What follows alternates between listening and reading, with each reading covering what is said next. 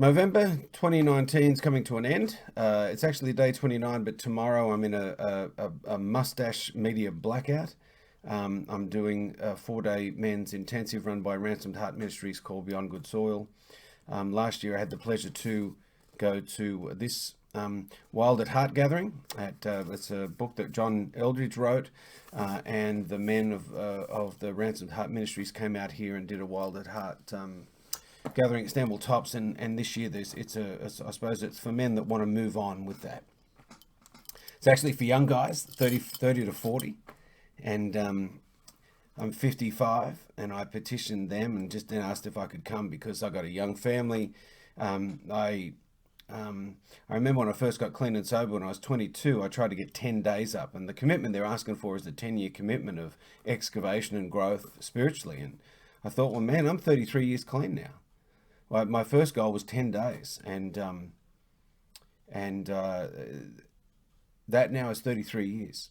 Now, it doesn't mean I'm 33 years and glowing, clean, and brilliant. You know, I still struggle with food, and I believe processed addictions like work and sex will be something I'm always staying vigilant with.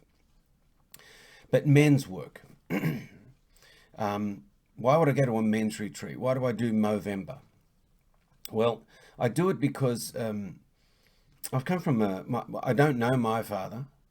I was born and adopted in the generation between 1955 and 1965 that the governments apologised for. My father's name was never put down on the birth certificate. I was adopted at birth. This was pre-Australia's single mother's pension. So there was a lot of pressure socially and religiously to give up kids that had out of wedlock. So I don't know my real father, but my adopted father was a good man. He provided, and he came as a child of the Second World War, and came from that keep calm and carry on. He supported my adopted mother through a lot of mental illness, and did the best he could. And and as I go off to this, I think I've still got Dad's. As I go off to this men's retreat, I'm taking his old Swiss Army knife. It's been a bit beaten up. Got a few chips out of it, but it's still, it's been well sharpened. He's really, and I actually like the fact that the marks on this knife from the sharpening of it is from my father. So when I got clean and sober, I largely found most of my relationships and nurturing with women, even though I used to be attracted to quite damaged women because I was the first child hero to my mentally ill mother. That's how I survived childhood, trying to help her. So at about 2.5 years clean, when sex addiction and relationship problems started to come up, and my reliance on that instead of real intimacy, then I ended up in therapy. And in therapy, I did a lot of work on my mother first off, but then it got to my father. And back in that day, so my buddies out there listening that have journeyed that journey with me, because some of them have been around for 30 years, Pete Jolly and Warragamba Pete and all that. Man, we were doing men's retreats and sweat lodges and all sorts of stuff, and we were listening to Robert Bly. I've got Iron John, but back in the day, where these men at the bottom there, Robert Bly, James Hillman, Michael Mead, and the other man from that era for me was John Lee. These men, and I think another book I grabbed was James. I think although James Hillman is on there, James wrote Soul's Code, and Sam Keen was another man, Fire in the Belly. These were the books back then that just broke us open. They were telling us about masculinity in a way I'd never ever understood, and my father wasn't able to teach that stuff to me, and it was quite an amazing journey, and I'm very grateful for it now.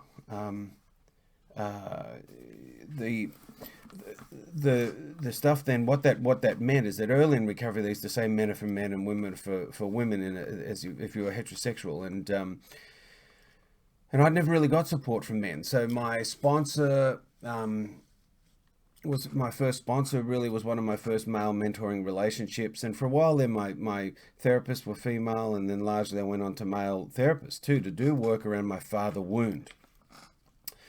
So it was with great delight that when I found Eldridge. He brought the old world together of the mytho-poetic men's movement and the poetry and the music and the drumming and the storytelling and those sorts of gatherings in with God, with a Christian perspective, and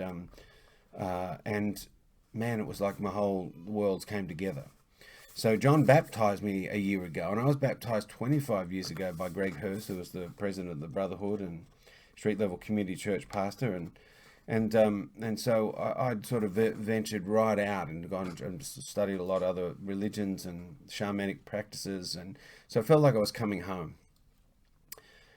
So years and years have been spent for me sitting in men's meetings in private and in 12 steps, sitting around, lighting a candle, talking about our feelings, stuff that I never really thought meant anything. I just wanted to get wasted when I was young, and now I really crave it. But I'm a bit nervous about the weekend. I'm an avoidant addict. I don't like spending time with people, but I crave it. So, I run men's groups as part of my therapy, and I watch still to this day men coming together, and I see the nervousness, but when they can reach out and start supporting each other, magic happens.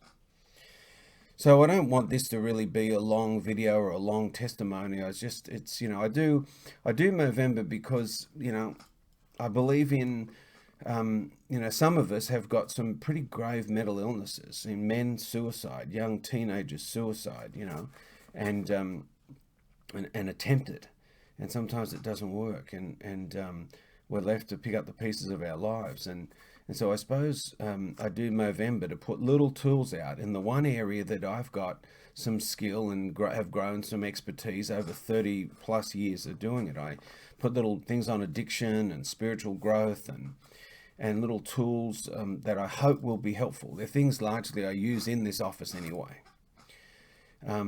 I wanted to jam. There's always more I want to do, and I was going to jam more together today, and that's what I would do on a day I'm just nervous to go away and spend in the company of men I really don't know. And I thought, no, I'm not going to do that today. I'm going to go up and get prepared. My motorcycle's ready to go, and I've got a few things to do in preparation, and then I'm going to ride down there and have a cup of coffee, and then go in and go off the grid, and invite Jesus into my life, the Holy Trinity into my life for these next 4 days, so I can be a better man for my family, for my wife, for my children, and for my community. So if you followed my little videos, because I ain't got no big brand or profile. I'm always interested. A buddy of mine says, I post so much on sex addiction, no one likes it, because you don't want to be known that way. And there's another pal of mine who's in recovery, Michael, if you're there, a brother in recovery, and he says, there's only about 3 people that follow it. So if you're one of those couple that watch this, I hope they're useful.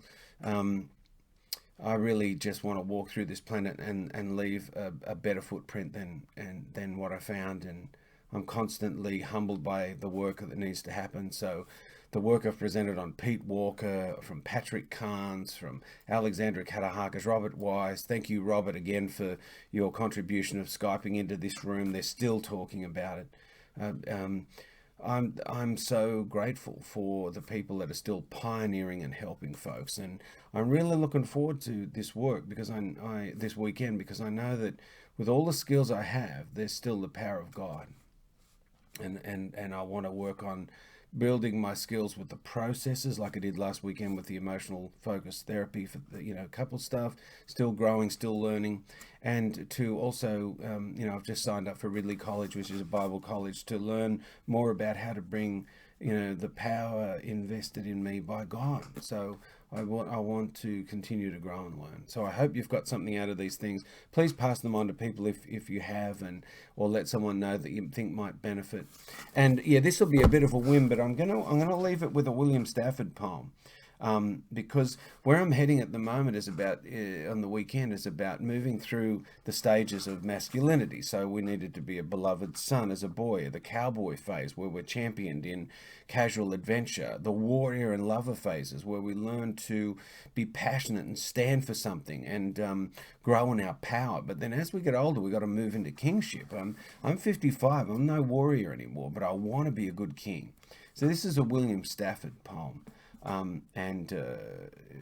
and I'll leave you with this for signing off on my Movember campaign. So, A Story That Could Be True by William Stafford, and it is out of The Rag and Bone Shop at the Heart of Poems for Men, put together by Robert Bly, James Hillman, and Michael Mead. If you and I suppose I'll dedicate this to a mentor in my life, John Lee. If you were exchanged in the cradle and your real mother died without ever telling you the story, then no one knows your name, and somewhere in the world your father is lost and needs you, but you are far away. I'm going to start that again. A story that could be true. If you were ever, you know what I think this is that what just hit me then is that's my story. You know, I was given away in the time in Australia where pillows were put over the mothers' heavily medicated faces. They were never allowed to see or touch or feel their child. And then you were taken from the room and given to someone else. And I've never known my father. I've never spoken to him. I don't know who he is. He's never met me. He is lost, and I've been far away. So I think that just hit me in the heart just then. So a story that could be true. If you were exchanged in the cradle and your real mother died without ever telling you the story, then no one knows your name. And somewhere in the world your father is lost and needs you, but you are far away. He can never find how true you are, how ready. When the great wind comes and the robberies of the rain, you stand in the corner shivering. The people who go by, you wonder at their calm. They miss the whisper that runs any day in your mind. Who are you really, wanderer? And the answer you have to give, no matter how dark or cold the world around you is, maybe I'm a king.